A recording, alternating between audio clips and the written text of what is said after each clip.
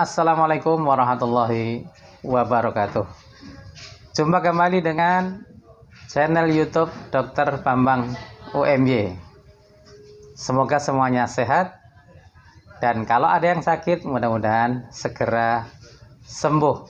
Syafakumullah. Sahabat Dr. Bambang UMY, tentang isoman pada anak khususnya ya. Apa syaratnya? Syaratnya tentu yang namanya isoman itu adalah pertama terkonfirmasi COVID ya.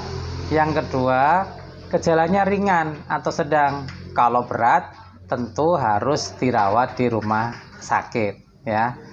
Yang namanya ringan sedang itu bagaimana? Yang namanya ringan itu misalnya hanya gejalanya seperti flu ya, anget, batuk, pilek ya, itu namanya ringan ya. Mungkin ada diare ringan juga. Kalau sedang bagaimana? Kalau sedang tuh napasnya mulai agak cepat, napasnya cepat ya, demam masih ada, tambah napas cepat. Nah, kalau yang berat gimana? Kalau berat berarti misalnya muntah-muntahnya banyak, diarenya banyak sampai lemes sekali. Lalu kalau di dada kelihatan sesak napas, tarikan dinding dadanya sampai cekung, itu berarti berat. Saturasi itu terukur 93% atau kurang. Nah, itu masuk kategori berat. Nah, kalau berat tentu jangan isoman ya. Kalau isoman itu hanya untuk yang ringan dan sedang.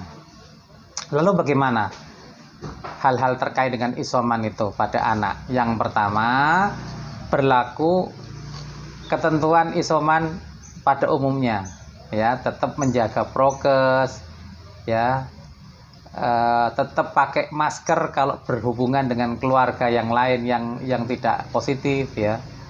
Nah, itu yang umum seperti itulah dan lain-lain ya.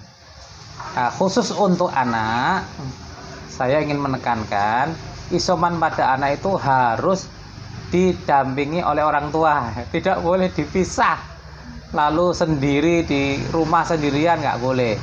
Kamarnya tetap dianjurkan kamar tersendiri, namun masih dalam rumah yang sama dengan anggota keluarga, walaupun anggota keluarga yang itu negatif ya.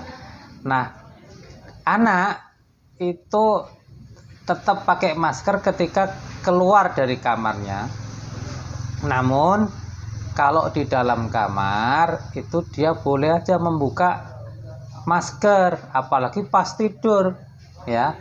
Jadi dia harus pakai masker ketika keluar rumah, keluar kamar atau keluar rumah untuk berjemur misalnya ya. Jadi berjemur tetap lah ya, berjemur silakan kira-kira 15 menit sekitar pukul 10 sampai pukul 2 siang. Loh, kok nggak pagi? Ya, yang betul itu justru jam 10 sampai jam 2 siang. Yang terbaik justru sekitar zuhur itu jam setengah 12 sampai setengah 1 lah. Itu yang paling bagus. Waktunya cukup 15 menit, nggak usah lama-lama, nanti kosong ya. Nah, lalu apalagi untuk isoman anak nih. Nah, anak tetap juga dianjurkan minum suplemen ya. Suplemennya apa? Vitamin D. Vitamin D-nya berapa? Kalau remaja itu 2000 unit. Kalau sebelum remaja, anak-anak ya 5 tahun, 6 tahun, 7 tahun, atau ya balita pun boleh, itu 1000 international unit ya, 1000 ya.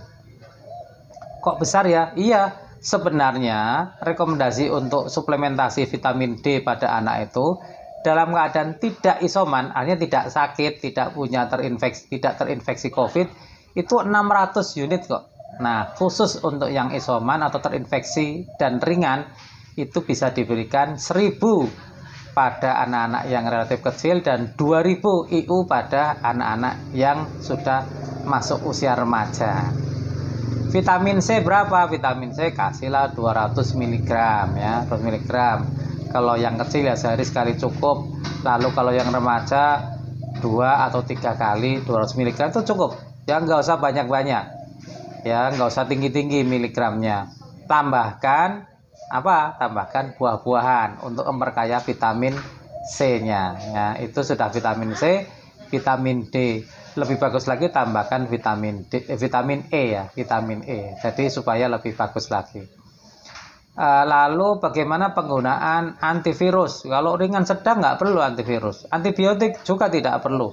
Kecuali ada bukti adanya infeksi tambahan, infeksi bakteri pada anak tersebut. Ya, walaupun ringan, kalau ada infeksi bakterial bisa diberikan antibiotik. Harus dilakukan pemantauan ya. Jangan sampai isolasi tidak terpantau. Apa saja yang dipantau? Suhu badan dipantau pagi dan malam ya, 2 kali paling tidak setiap harinya. Lalu saturasi oksigen diukur pagi dan malam juga. Sebelum tidur harus diukur. Jadi supaya ketahuan, jangan sampai saturasi 93% ke bawah tidak terpantau. Kalau ada 93% ke bawah, sekali lagi silakan segera konsultasi ke dokter atau ke rumah sakit. Jadi itu yang perlu dipantau utamanya, sedangkan hal-hal yang lain tentu tetap mengacu pada pengertian tentang tanda-tanda kegawatan pada anak, yaitu misalnya anak tidak mau minum sama sekali, anak muntah terus, anak mengalami penurunan kesadaran, anak nampak tidur terus, ya sangat sulit dibangunkan. Nah itu berarti menunjukkan adanya tanda kegawatan umum. Harus segera konsultasi dokter, harus segera berkunjung ke dokter. Begitulah yang saya sampaikan, sahabat channel Dr. Bambang UMY. Mudah-mudahan bermanfaat dan mudah-mudahan tidak ada yang terinfeksi. Kalau ada yang terinfeksi, mudah-mudahan ringan. Dan kalau ada yang sedang atau berat, ya termasuk ringan juga ya, mudah-mudahan segera sehat kembali, amin ya robbal alamin. Assalamualaikum warahmatullahi wabarakatuh.